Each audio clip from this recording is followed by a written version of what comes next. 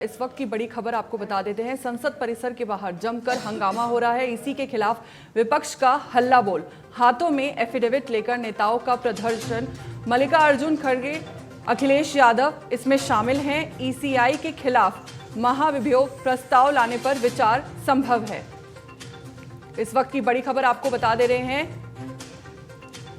SIR का मुद्दा गरमाता जा रहा है। आज विपक्ष के नेताओं ने हाथों में एफिडेविट लेकर संसद परिसर के बाहर जमकर हंगामा किया है। इसमें कांग्रेस अध्यक्ष मल्लिकार्जुन खड़गे, समाजवादी पार्टी के मुख्य अखिलेश यादव भी शामिल थे।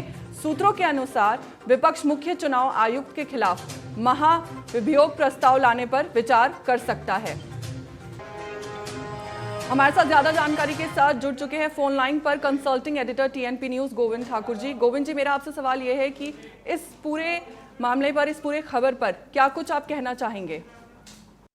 बिल्कुल, देखिए फौजिया, जिस तरह से बिहार में एसआईआर को लेकर राहुल गांधी, तेजस्वी यादव वोटर अधिकार यात्रा पर आगे बढ़ रहे हैं। आज वो सासाराम चल औरंगाबाद फिर गया की ओर जा रहे हैं, तो उसी तरफ से उनकी पार्टी जो संसद की सत्र शुरू हुआ है दोबारा से, उसमें सभी विपक्षी पार्टी एसआईआर के साथ साथ में चुनाव आयोग पर, खासकर मुख्य चुनाव आयुक्त ज्ञानेश कुमार के खिलाफ महाभियोग लाने पर विचार कर सकती है। इस तरह की बात वो कह रहे हैं कि जरूरत पड़ी तो हम महाभियोग प्रस्ताव भी लाएंगे। इस बीच में चुनाव आयोग की तरफ से ये बार बार कहे जा रहे थे, राहुल गांधी से लेकर विपक्ष के तमाम नेताओं से, तो अगर आप वोट चोरी की बात कह रहे हैं तो आप पहले अपना एक दावा प्रस्तुत संकल्प पत्र दें। तो ये इसको देखते हुए सभी विपक्षी पार्टियों की तरफ आप देख सकती हैं कि जो हंगामे में वो जो शक्ति दिखा रहे हैं, उसमें साफ साफ उन्होंने अपना ये दिखाया है, प्रोटेस्ट किया है और संकल्प पत्र जो है वो दिखा रहे हैं, हलफनामा दिखा रहे हैं। तो इस तरह से कह सकते हैं कि चुनाव आयुक्त और केंद्र सरकार के खिलाफ विपक्ष पूरी तरह से लामबंद हो चुकी है और एक निर्णायक मोड़ में, निर्णायक स्थिति में पहुंचने की कोशिश में है। जो यहाँ तक कि देखिए, इससे पहले सबसे बड़ी जो हथियार है विपक्ष के पास में, वो ये है कि किसी भी जो संवैधानिक पद पर बैठे हुए हैं उनको हटाने के लिए महाभियोग प्रस्ताव लाना पड़ता है। तो अब गाहे बगाहे नेता ये कहने लगे हैं कि हमें जरूरत पड़ी तो हम ज्ञानेश कुमार, जो कि मुख्य चुनाव आयुक्त है, उनके खिलाफ हम जो महाभियोग प्रस्ताव लाने पर विचार कर सकते हैं। तो ये सारी बातें आप जो दिख रही हैं, ये आर पार की लड़ाई हमें जो दिखाई पड़ रही है, वो दिखाई पड़ रही है कि ये जो चुनाव आयोग एसआईआर को लेकर जो बिहार में जो चल रही है, तो उसी का एक रूप आप देख सकते हैं। सेंटर में संसद में यही बात हो रही है कि अब जैसे भी हो हमें आर पार की लड़ाई लड़नी है, ये विपक्ष के नेता कहते आ रहे हैं। जी गोविंद जी, आपसे ये भी जानना चाहूंगी मैं कि इस प्रदर्शन और महाभियोग प्रस्ताव का राजनीतिक महत्व आप कैसे देखते हैं? देखिए, इसमें जरूर ये बात है कि अब जो सत्ता पक्ष हो विपक्ष हो, इसमें दोनों की तरफ से अपने अपने दावे किए जा रहे हैं। और राजनीतिक जहाँ तक बात है, इसमें जरूर है कि जो सत्ता पक्ष है वो एसीआई के, क्योंकि संवैधानिक पद पर है, और जो बातें हो रही हैं सरकार को भी इसमें बदनामी हो रही है, या फिर कह सकते हैं कि सरकार के भी छींटे लग रहे हैं चुनाव आयोग के साथ साथ में। तो राजनीतिक जो रूप से देखें तो विपक्ष का जो दावा है वो पूरी तरह से ये नहीं कह सकते विपक्ष जो बोला वो सही ही है, क्योंकि उनको भी सबूत देने की जरूरत पड़ती है और सबूत देना चाहिए। अगर उनसे एफिडेविट मांगा ही जा रहा है तो इसमें कोई बड़ी अतिशयोक्ति नहीं है। अगर कानून के हिसाब से अगर देखा जाए तो अब एफिडेविट मांगना कोई सही बात है, क्योंकि जो जहाँ के वोटर है वहीं से इसका आप एफिडेविट नहीं दे सकते हैं, लेकिन बाकी सबको एफिडेविट देना पड़ता है। ये भी एक कानून के अनुच्छेद में रखा हुआ है। लेकिन जो सांसद है, जो उनके पास में सबूत है और जो बार बार इस पर डिमांड किए जा रहे हैं, तो चुनाव आयोग का भी कर्तव्य बनता है कि उनकी बातों को नजरअंदाज ना करते हुए अपनी जिद पर ना रहे और उसको एक तरह से उसकी जांच करानी चाहिए और एक नए प्रस्ताव के तौर पर उनको बात को सुननी चाहिए। क्योंकि संवैधानिक संस्था हो या संसद में विपक्ष, उस सबका अपना अपना अधिकार जरूर है। जी गोविंद जी, मैं आपसे ये भी जानना चाहूंगी कि आपके हिसाब से विपक्ष का ये कदम आम जनता पर क्या असर डाल सकता है? देखिए फौजिया, यहाँ पर जो दिखाया जा रहा है कि आम जनता पर यही होगा कि आम जनता को समझाने की कोशिश की जा रही है कि जो चुनाव आयोग है पूरी तरह से सत्ता पक्ष यानी कि बीजेपी एनडीए समर्थन से चलती है और उनके लिए काम कर रही है, ये विपक्ष की तरफ से कहा जा रहा है। और उसके साथ साथ में आप देख लें जिस तरह से बिहार में अभी वोटर अधिकार यात्रा चल रहे हैं तो जनता को ये समझाने की कोशिश की जा रही है कि जनता इस समझे कि किस तरह से वोटों का हेर फेर हो रहा है और विपक्ष सिर्फ हार जो रहा है ना कि जनता के वोट कम पड़ने के कारण से पड़ रहा है, बल्कि जो ये सिस्टम बनाए जा रहे हैं जिस कारण से वो उनकी हार हो रही है।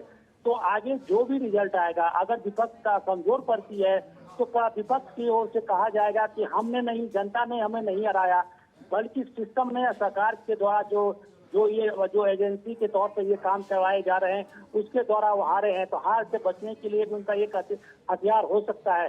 लेकिन अगर इस तरह की बात अगर देखा जाए तो चुनाव आयोग भी इससे बच के नहीं सकता, उनको जवाब देना पड़ेगा, ठोस कदम उठाने पड़ेंगे, क्योंकि जनता समझ रही है कि मामला कुछ न कुछ तो है।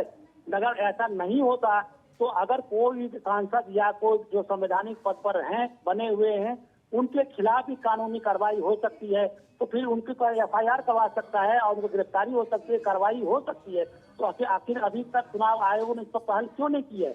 इसका मतलब है कहीं न कहीं उनको भी लग रहा है कि हमारी भी गलती हो सकती है। इसलिए दोनों पक्ष की तरफ से एक तरफ से आरोप लग रहे हैं और दूसरे तरफ से आरोप का सिर्फ जवाब दिए जा रहे हैं, ना कि कोई ठोस कार्रवाई की जा रही है। जी गोविंद जी, आपसे ये भी पूछना चाहूंगी मैं कि इस मुद्दे से राज्य और केंद्र सरकार के बीच के जो संबंध है उन पर क्या असर पड़ सकता है? देखिए, इसमें राज्य और केंद्र के बीच की बात है, जहां पर इसमें ये कोई बहुत बड़ी बात नहीं हो सकती है, क्योंकि ये संवैधानिक पद पर जो संवैधानिक संस्था है उसके बीच में और पार्टियों के बीच की लड़ाई है। जहां तक केंद्र सरकार की बात है तो केंद्र सरकार डायरेक्ट हो इनडायरेक्ट हो, आप सब जानते हैं कि सरकार जिसकी होती है उसके तरफ से उनके निर्देश जरूर होते हैं किसी भी संवैधानिक संस्था को लेकर, लेकिन संवैधानिक संस्था को देखना पड़ता है कि वो संविधान के अनुसार या लोकतंत्र के हिसाब से उनके ये कदम सही है या नहीं है। अगर वो सिर्फ सत्ता पक्ष की तरफ से इशारे पर वो काम करते हैं तो इस तरह के झमेले में फंसते हैं और उनको जवाब बदनामी जरूर होती है। जहां तक केंद्र सरकार की बात है तो केंद्र सरकार को लेकर देखा जाए तो अभी बिहार की जो राजनीति चल रही है उसमें इसका असर दिखाई पड़ सकता है, लेकिन यहाँ पर चुनाव को लेकर देखा जाए। जी गोविंद जी, राजनीतिक प्रतिक्रियाएं भी आ रही हैं, पहले वो आपको सुनवा दें फिर बातचीत जारी रखेंगे।